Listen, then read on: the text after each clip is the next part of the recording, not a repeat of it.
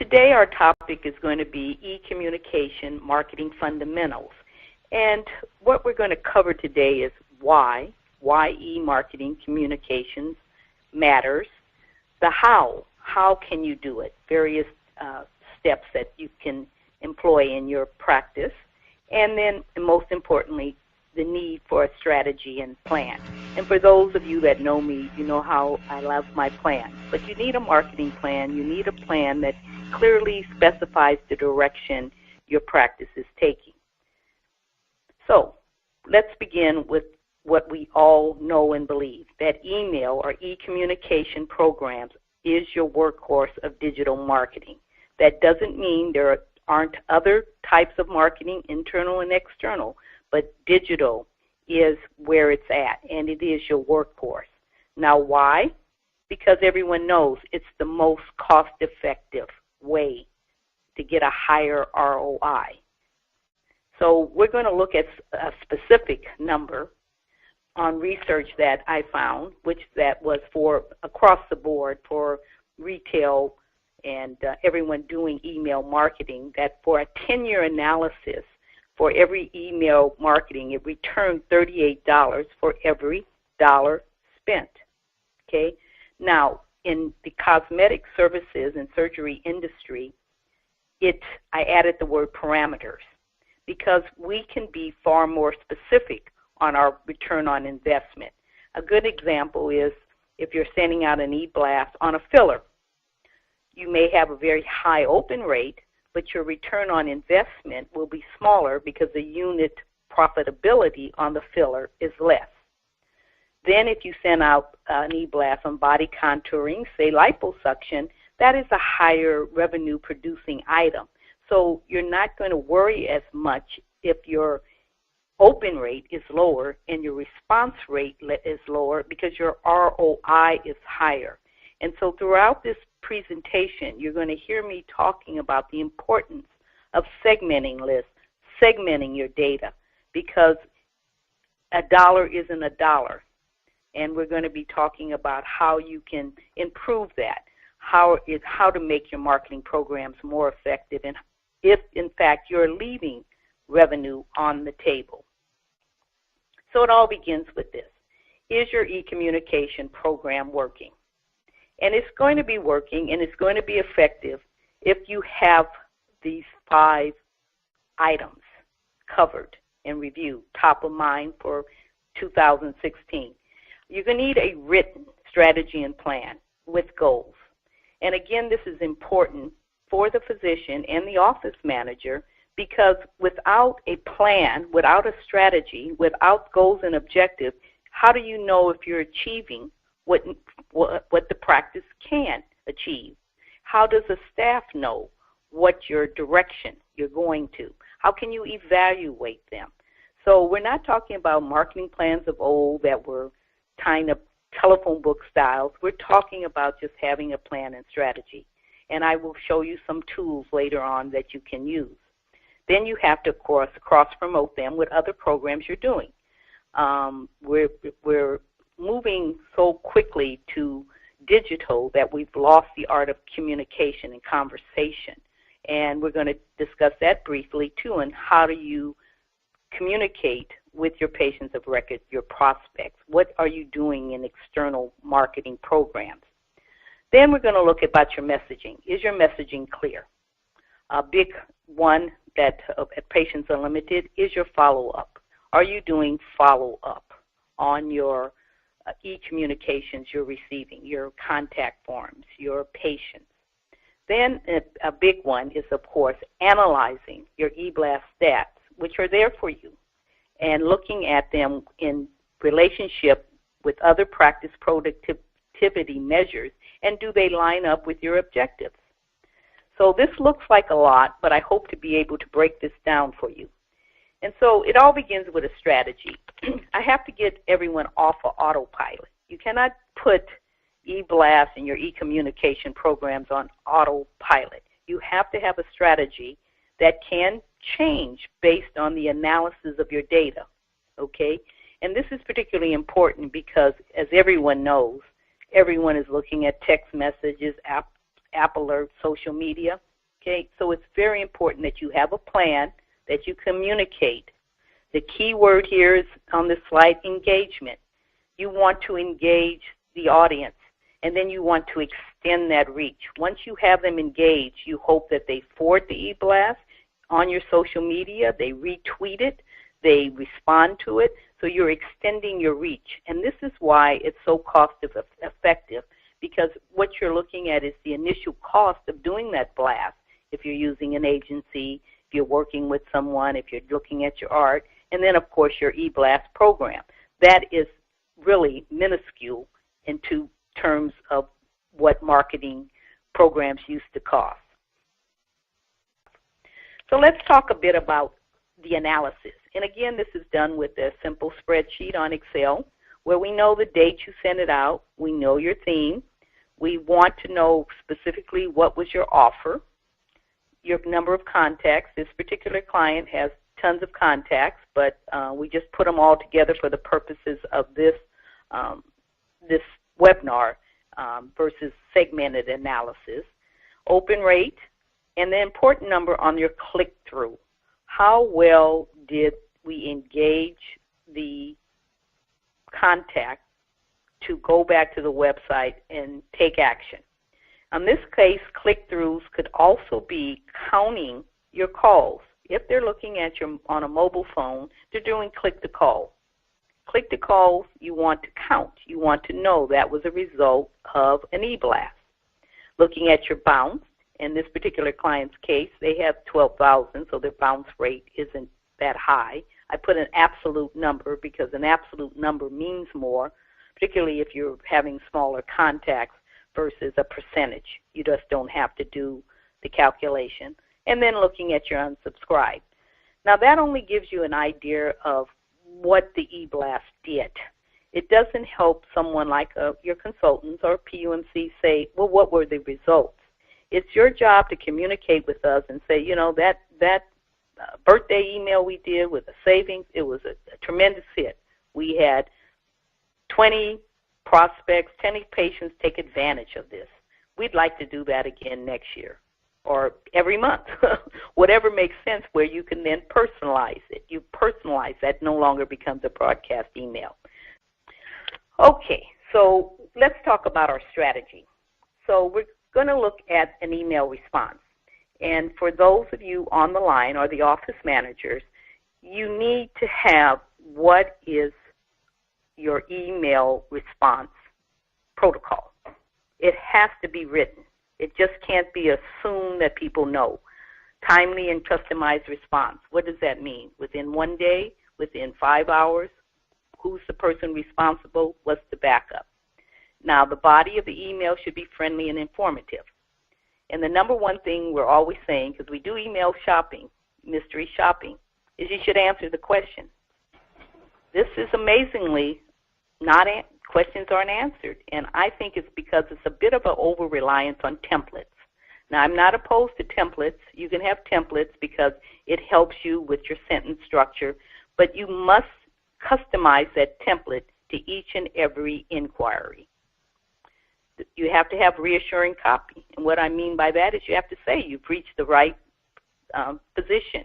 We understand your need for rejuvenating your face for your anniversary or whatever, or your job interview. Reassuring copy with the doctor's credentials, with a link, with before and afters, with a link to your website, with a link to the services page that they landed on.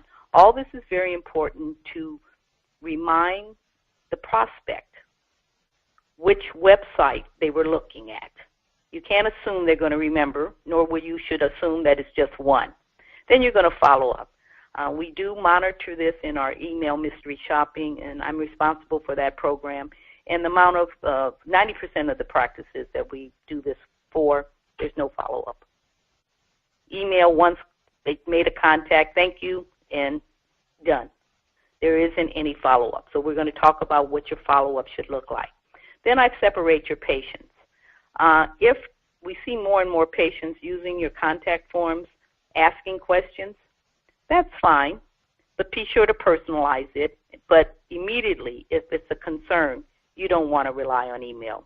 If they're having an issue, you immediately want to address that, let the office manager know, let your physician know, and call, because you cannot handle tone in an email.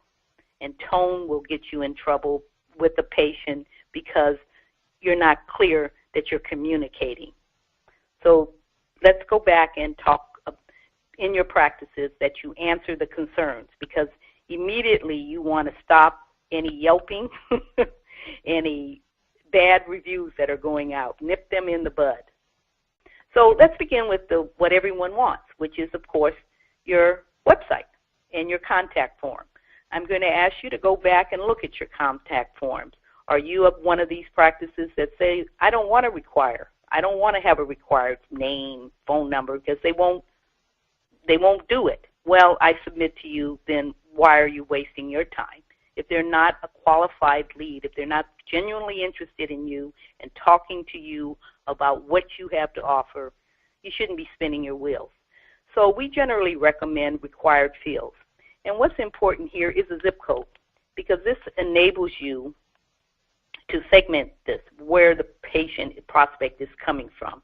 And then you can then take that and look at the demographics for your area to even rifle in your marketing more precisely. This is important, a drop-down, not whole bunches of menus, but, facial rejuvenation, body contouring, so that this works to segment your list. And then how did you hear about us? Okay? So go back and take a look at your contact form, and if you're a PUMC client and you'd like adjustments, we can do that for you. Or go back and talk and let's get this adjusted, because this data then does download for you so you can do analysis from that in order to design your e-communication programs. Now let's talk about this open rate. Everyone wants a good open rate. And the way you're going to have a good open rate is because an individual, your patients, your prospects, are receiving, I don't know how many emails a day. It's upwards of 50 plus, people are saying, if you count their work and their personal, okay? So you have to have a good subject line to make them want to engage and open. So filler special is an example of a pour line, and this one's all filler special with your offer, okay? And again, we're saying all because a lot of practices only do one or two. But if you're going to do a filler special, you might as well do all. Then we have join us for special event. And here we have the subject is the Patient Appreciation Day, June 5th, and we're going to give gifts to thank you. Now, we can play around with subject lines and see if the subject lines, if we can hone them in, look at your response, take your data from last year to see what generated a higher open rate, and see if it was a very engaging social line. Now let's talk about this open rate. Everyone wants a good open rate. And the way you're going to have a good open rate is because an individual, your patients, your prospects, are receiving, I don't know how many emails a day. It's upwards of 50 plus, people are saying, if you count their work and their personal, okay? So you have to have a good subject line to make them want to engage and open. So filler special is an example of a pour line, and this one's all filler special with your offer, okay? And again, we're saying all because a lot of practices only do one or two. But if you're going to do a filler special, you might as well do all. Then we have join us for special event. And here we have the subject is the Patient Appreciation Day, June 5th, and we're going to give gifts to thank you. Now, we can play around with subject lines and see if the subject lines, if we can hone them in, look at your response, take your data from last year to see what generated a higher open rate, and see if it was a very engaging social line. Then we get to the offer, the body content, and the biggest bugaboo we have here is trying not to clutter. You want to limit your offers. You want to target your message. You want to talk about features and benefits of the offer with before and after photos, testimonials, videos. And how do you do that? You don't throw it all into the e-blast. you put it with links back to your website, which is a must. It'll help you with the analysis, and it'll help you with SEO. So let me show you an example of what I thought was clutter. You see a lot of these with embedded art that looks visually attractive, but it's a bit hard to read, and it has too much. They had a great headline with "Summer Bodies Are Made at Pure Life," and they offered some of these body contouring. Then they decided to throw in something about Channel 10 and the hair removal, and didn't give enough space to talk about the skin tightening, body contouring, and cellulite reduction. Each one of those could have been its own star, own bullet point. They have the complimentary consultation, which is a good call to action, and then this new guest, whatever that means. But I think this must be a mitzvah. So we're going to ask you to take the body of the message where you want to feature the benefits with the before and after photos to your website. Before and after photos of your actual work are far better than any glamour shot you can have. Okay, you can have a glamour shot as an intro with a headline, but please don't use that as a reason why they should select your service. It's a glamour shot. It's not representative of your work. We want to emphasize the offer, and we want to have the clear call to action. As I mentioned before, generous website links. You need generous website links because the linking is where we can measure your engagement. We know they were interested. They went to that page and looked. We then look at your Google Analytic data and say, well, during this window of this e-blast, this one page had a 10% bump. It had a 10% bump most likely because of the e-blast. Then look at the time on the page. You know, they were really interested on that. They spent an average of 2 minutes on that page listening to the video, listening to the patient testimonial. Very good for your data and excellent for Google and your SEO. We're then also going to watch these heavy graphics. Heavy graphics take so much time to download, eat up data time, and with everyone on smartphones and tablets, you don't want to be eating up the data time. You can use nice graphics in your headline, but minimize the frame so it's not eating up all your data. And then, of course, having a way to integrate that into your social media, that it isn't an afterthought, that you know when the e-blast is going to be delivered and you begin your social media engagement. So here's an example of one of our clients, and what we liked about this is that it had a nice photo with a limited graphic about look picture perfect. Now that could mean anything. That could mean anything that individual thought meant was picture perfect for them with the call right on top. Don't have to scroll to find it. Then we were doing a special event, and we had a nice before and after with a very, very good, strong reason why you might want to do this. It's a refreshed look in less than 1 hour. And we also avoided words like chemical.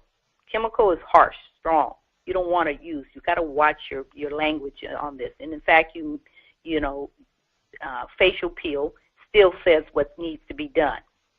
I'm sorry, it gave you a reason, the before and after. It gave you your special offer. And at this event, you can meet the new doctor.